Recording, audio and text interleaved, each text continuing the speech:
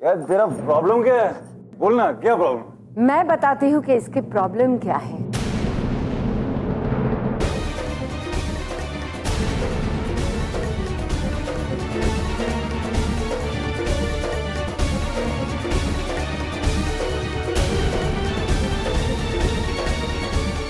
वो अंदर कैसे आ सकती है बेटा? तू जरा उसकी जगह पे खड़े रह के सोच, तब तुझे समझ में आएगा कि उसकी प्रॉब्लम क्या है।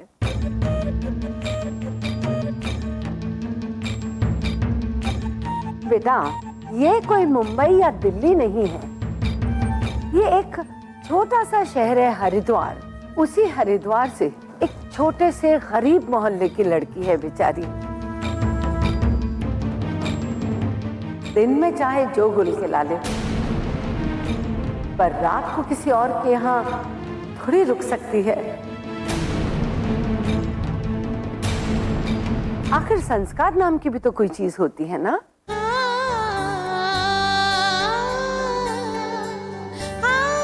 लेकिन माँ, तूने तो हमेशा एक कमरा मेरे दोस्तों के लिए रखा है ना। और फिर गौरी तो मेरी सबसे अच्छी दोस्त है। आज इसके बुरे वक्त में हम इसे एक दिन भी अपने घर में नहीं रख सकते, कैसी बात हो गई? तो गलत है। हाँ बेटा, लेकिन मुश्किल तो ये है कि आज भी हमारे यहाँ लोग एक लड़का और लड़की के बीच दोस्ती वोस्ती का रिश्ता मानते ही नहीं। अरे यूं कहूं तो ठीक रहेगा कि वो तो इनके बीच कोई रिश्ते को नहीं मानते। जमाना चाहे कितना भी बदल गया हो, हमारे यहाँ इन चीजों को लेकर बड़ा ख्याल रखा जाता है।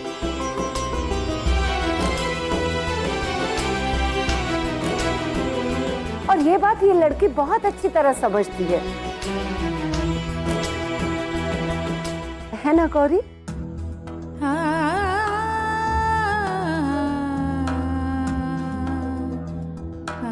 हाँ रुद्र, मैं तो अपने रहने का कोई ना कोई बंदोबस्त कर लूंगी। तुम जाके आराम करो, मैं भी चलती हूँ। नहीं गौरी, तू कहीं नहीं जाएगी, यहीं रहेगी तू। जब मैं प्रॉब्लम में था तो किसी ने मेरा साथ नहीं दिया, कोई मेरे पास नहीं था सिवाय तेरे। मैंने तेरे साथ बदतमीजी की, तब भी तूने मुझे माफ कर दिया।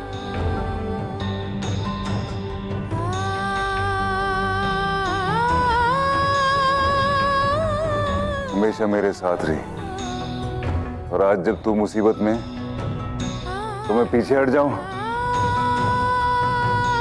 ऐसा होने नहीं दूंगा। तू यहीं रुकेगी बस।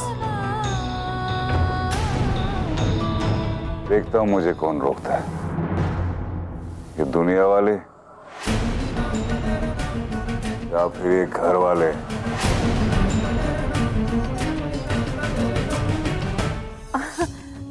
मुझे तो कोई आपत्ति नहीं है बेटा, लेकिन तुम अपने दोस्त से पूछो, क्या इसे तेरा ये फैसला मंजूर है? क्या इसका आत्मसम्मान इसे ऐसा करने की इजाजत देता है?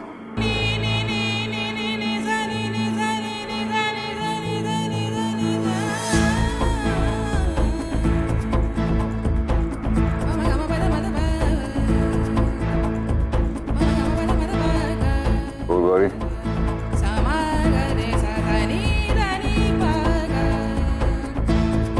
वो तू रहेगी ना?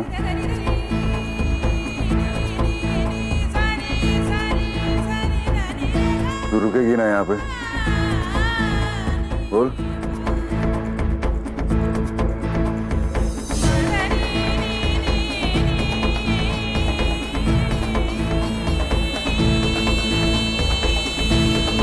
नहीं रुद्र,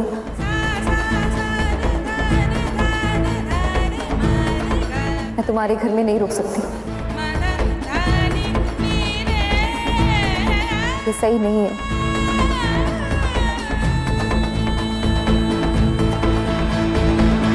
वो यहाँ नहीं रहेगी तो यहाँ और कुछ भी नहीं रहेगा, सब बर्बाद कर दूंगा मैं, सब बर्बाद कर दूंगा मैं। तो तुम क्या कर रहे हो? रुद्र! अरे नहीं बेटा, ये क्या कर रहा है? रुद्र! बहुत पैसा खर्च किया ना, मत के दे। देवर जी,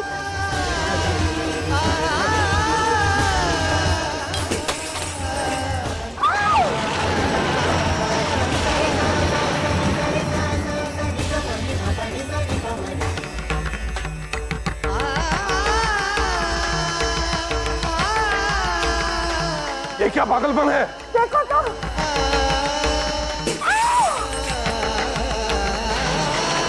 अरे मत कर ऐसा, ये सब क्या कर रहा है? रुद्र, अरे ये सब इतना सारा नुकसान, 25,000 का कैंडल स्टैंड और ये शोपीस लाख रुपए का था। अरे मत छुओ उसे। अरे माँ कोई रोकता क्यों नहीं है इसे? राजरानी, ये क्या नया तमाशा है? अजी जरा सी बात है, इसकी ये दोस्त यहाँ रुकना नहीं चाहती और रुद्र है कि जिद लेके बैठा है। ना रुकना है तो ना रुके, और वैसे भी ये हमारा घर है, कोई धर्मशाला नहीं कि जो चाहे आकर रुक जाए।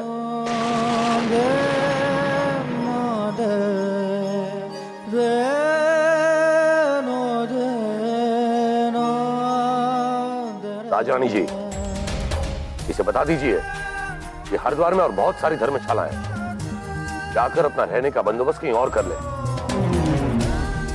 गौरी यहीं रुकेगी बाबूजी।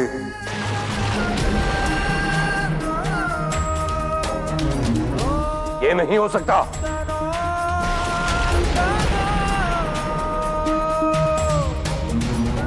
अगर ऐसा नहीं हो सकता तो मैं खत्म कर दूंगा सब कुछ, खत्म कर दूंगा।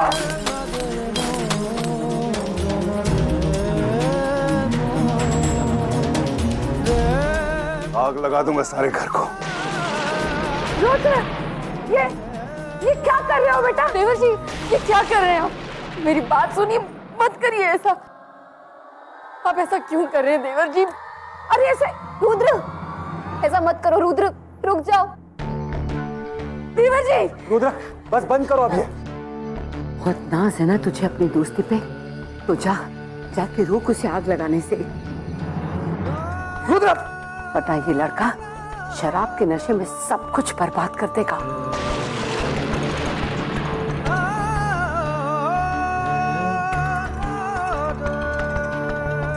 माचिस दे।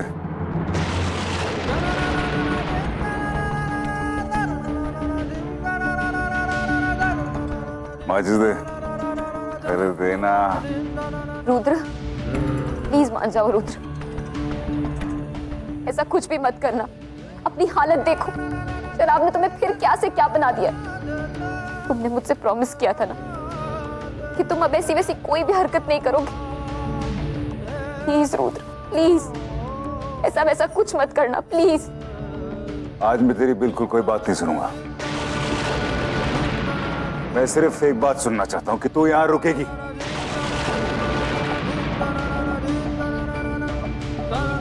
बोल, रुकेगी ना?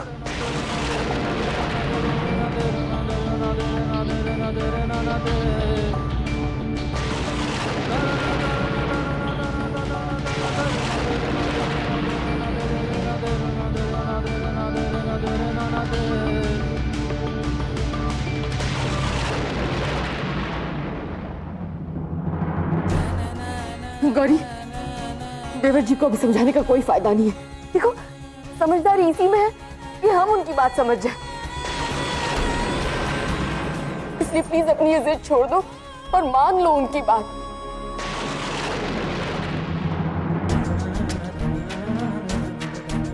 देवर जी,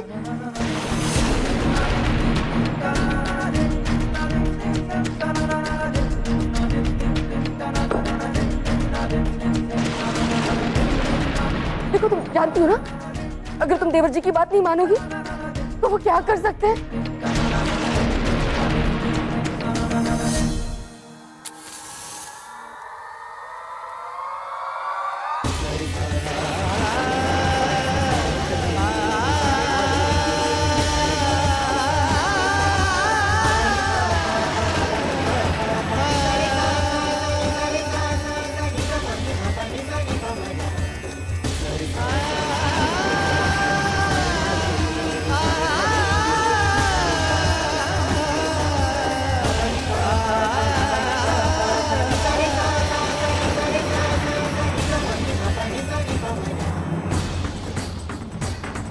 रुद्र ये नाटक बंद करो।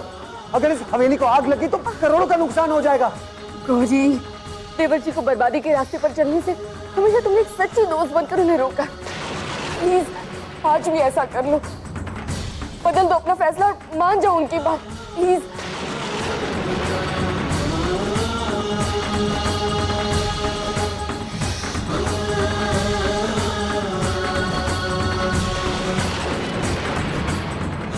ठीक है रुद्र, मान ली मैंने तुम्हारी बात। मैं तुम्हारे घर में रुकने के लिए तैयार हूं।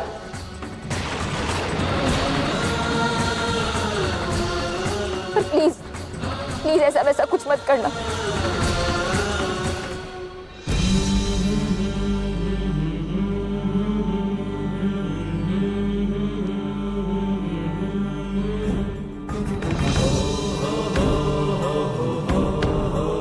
मैं जानता था तू जरूर मान जाएगी। चल मैं तुझे तेरा कमरा दिखा देता हूँ। चल आजा, ऊपर है, अच्छी फ्रेश एयर आती है वहां पे। आजा।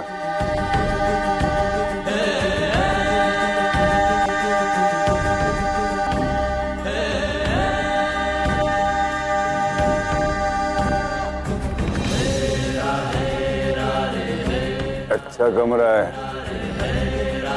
कब है वहां पे?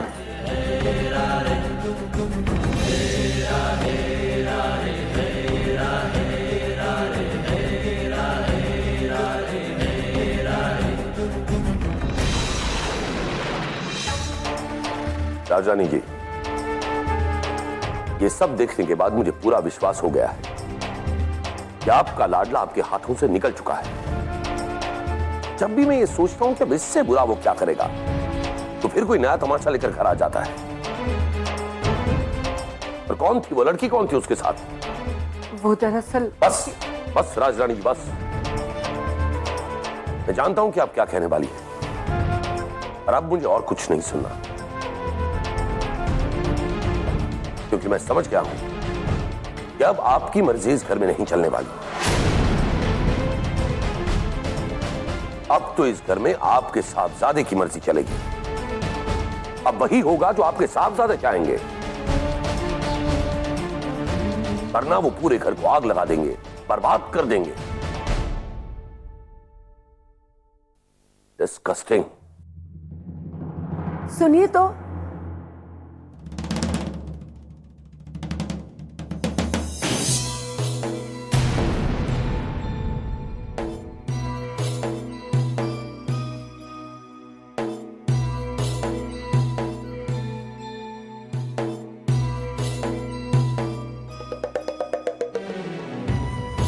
माँ,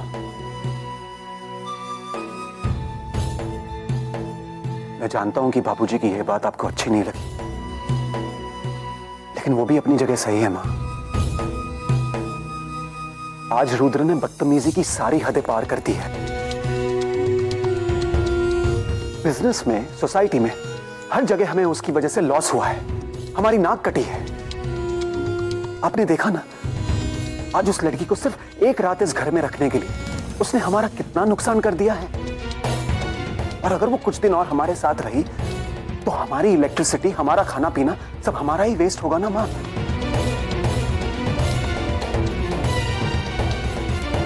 ऐसे भी ये रुद्र सोच क्या रहा है? क्या उसे ये लगता है कि वो लो क्लास की लड़की जिसे वो अपना सबसे अच्छा दोस्त मानकर इस घर में लेकर आया है, क्या वो कोई खिलौना है? वो पियो की जगह उसकी जिंदगी में पूरी कर देगी?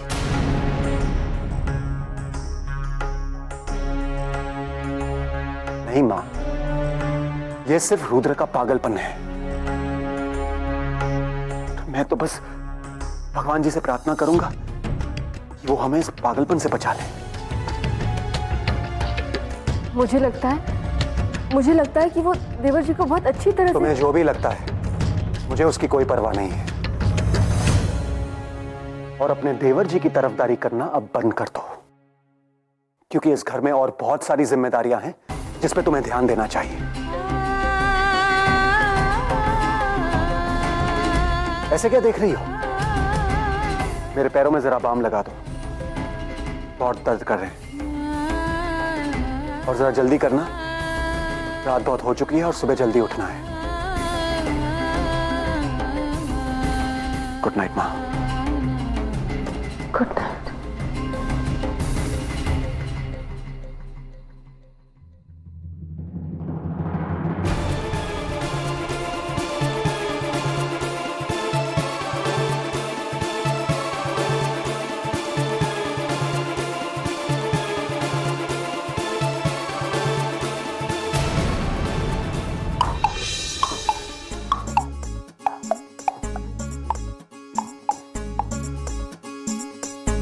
तू भी अजीब है गौरी, कभी बड़ी से बड़ी बात मेरी यूं मान जाती है और कभी छोटी से छोटी बात मानने में इतना नाटक करती है। अच्छा, नीचे सारा तोड़ फोड़ का तमाशा किया तुमने और घर में माचिस जलाकर आग लगाने की बात भी कर रहे थे तुम, और नाटक मैं करती हूँ। हाँ, अब भी देखो कैसे बिस्तर पर चढ़कर तुम नवाब साहब की तरह बात कर रहे हो मुझसे। नीचे उतरिए, तब जरा जमीन लगे आपके पाँव को। चल तू कहती है तो मैं आता हूँ नीचे। अरे क्या कर रहे हो?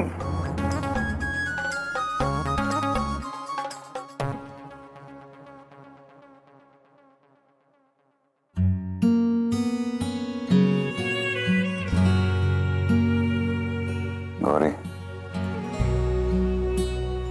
तू हमेशा मेरी कितनी मदद करती है। हमेशा मुझे और पीहू को एक करने की कोशिश की है।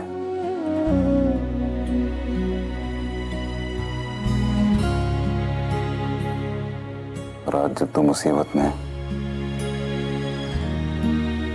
तो मैं तुझे कैसे अकेला छोड़ दूं?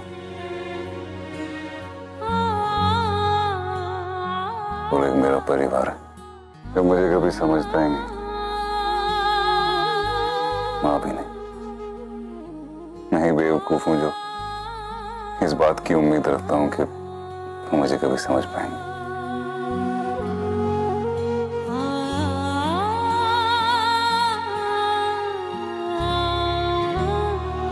लेकिन तेरा सही है, तेरा एक परिवार है जो तेरा ख्याल रखता है, तुझे खुश रखता है।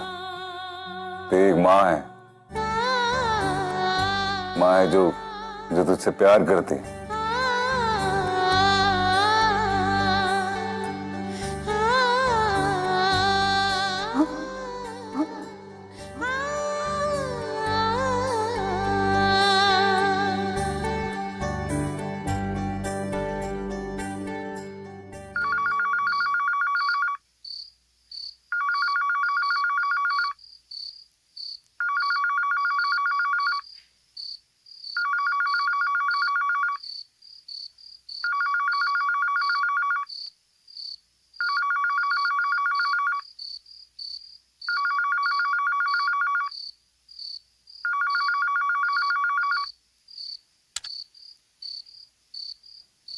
Hello,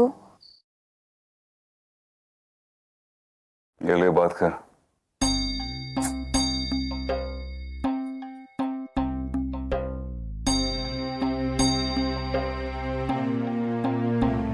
hello.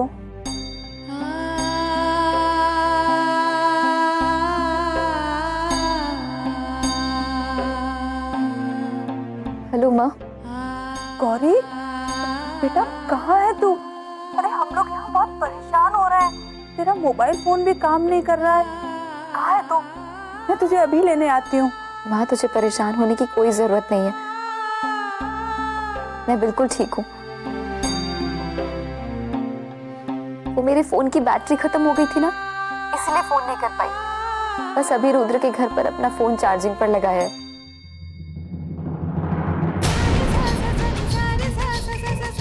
रुद्र के घर पर? तू वहाँ है? हाँ माँ, और आज की रात तुम वहाँ रुकेगी गौरी?